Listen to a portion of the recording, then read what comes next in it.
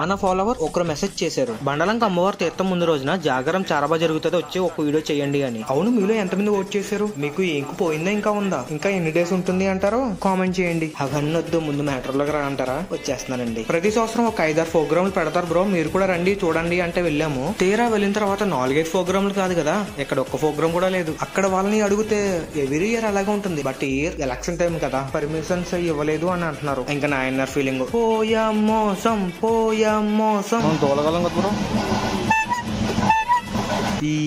ఇంకా చేసేదేం లేక తిరిగి వచ్చేసాం. రేపు అమ్మవారు తీర్థం వీడియో పెడతాను, అది కూడా చూసేయండి. See you then, bye bye.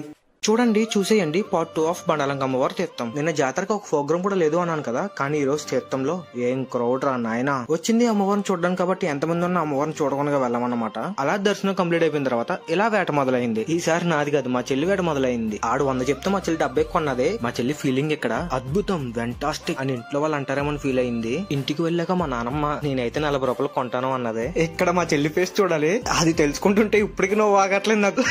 భయంకరంగా నువ్వేనని ఏమనుకోకండి, ట్రోలో వచ్చేసింది, అది అలా గుంచేసాను. అదేంటో కానీ నాకు చిన్నప్పటి నుంచి రంగుల రత్నాలు ఎక్కాలంటే చాలా భయం. మనం చెల్లెలతో వెళ్ళాం కాబట్టి పానీపూరి తప్ప ఇంకేం తినరు భయ్యా. పానీపూరి షాప్ కనపడితే చాలు ముందు దేవుడి గుడికి కూడా వద్దు, పానీపూరి షాప్కి వెళ్తుందా అంటారు. నేను అక్కడ చూసి చెప్తున్నాను, నేను ఇంకా మా చెల్లెలకి అనుకున్నాను. ఓ 10 మంది అమ్మాయిలు వచ్చారు ఆ పానీపూరి బ్రోని. ఈ మధ్యన కనిపించట్లేదు, అడ్రస్ ఏమైనా మార్చారా? అయ్యో అవునా, అడ్రస్ మార్చేట్లు చెప్పాలి కదా. రోజు కాలేజ్ నుంచి వచ్చిన తర్వాత మీ షాప్ కోసం ఎత్తుకున్నాం తెలుసా. లాస్ట్ పూరి స్వీట్ వేసేయి. ఓకే భయ్యా, బాయ్.